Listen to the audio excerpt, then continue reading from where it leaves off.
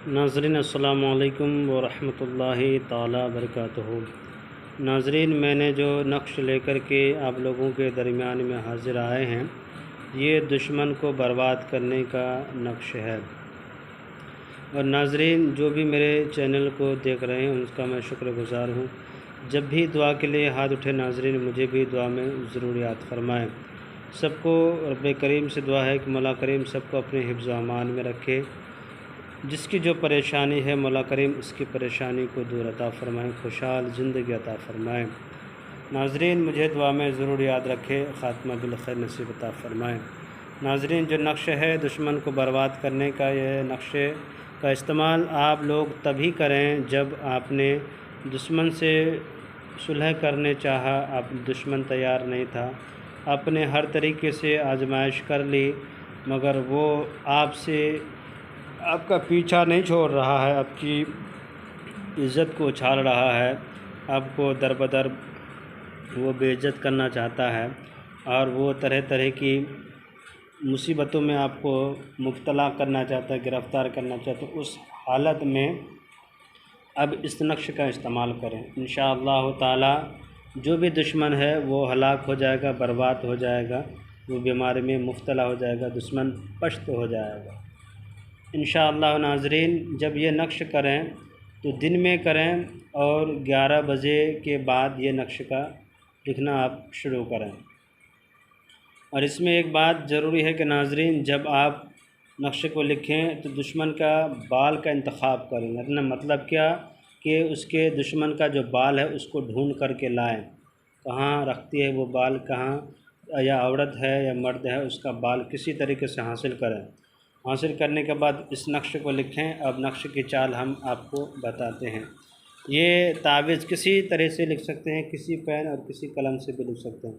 इस तरीके से आपको खाना बना लेना है। खाना बनाने के बाद सबसे पहले आपको लिखना है यहाँ पे 786, उसके बाद यहाँ पे भरना है 13, उसके बाद यहाँ पे भरना है 23, अब उसके बाद आपको भरना है यहाँ पे 27, उसके बाद भरना है यहाँ पे छोटी हा, उसके बाद मीम, उसके बाद नून, उसके बाद बा, उसके बाद सीन। इस तरह से भरना है। तो ये आपका नक्श का जो चाल है, जिस तरह मैंने आपको नक्शे भरने का तरीका बताया है उसी तरीके से भरना है। टाइमिंग दिन में 11 बजे के बाद लिखना है। और लिखने के बाद इस नक्श को आपको लिखने की, जब लिखें लिखने के वक्त में तन्हाई में बैठ जाएं और लिखने के बाद जिस तरह से तावीज़ को फ़ोल्ड करते हैं उसी तरह से तावीज़ को फ़ोल्ड कर दें। उसके बाद करें क्या कि इस नक्श को ले जा कर के उस बाल के साथ लिपट दिया करें और तावीज़ को लिपट दिया करें। लिपटने के बाद उस अच्छी तरीके से तावीज़ को घुमा दिया करें और घुमाने के बाद इस नक्श को ले जा कर के कांटेदार दरख्त का इंतखाब करना है। उसे देखना है कि कांटेदार दरख्त कहाँ नज़र आता है और किस जगह है, तब जा कर के आप उस नक्श को जा कर के इस तावीज़ और उस बाल को जा कर के, तब जब आपने इस नक्श को और उसके दुश्मन के बाल को एक ही जगह पे तावीज़ में लिपट के जब दफन कर दिए, दफन करने के बाद उसी जगह खड़े होकर के उसी कांटेदार दरख्त के पास जा कर के और उसी जगह जहाँ पे कांटेदार दरख्त के नीचे आपने तावीज़ और उसके बाल को दफन किया है, वहीं खड़े होकर के आपको 101 मरतबा पढ़ना है, या कहारो या कहारो या कहारो 101 मरतबा पढ़ना है।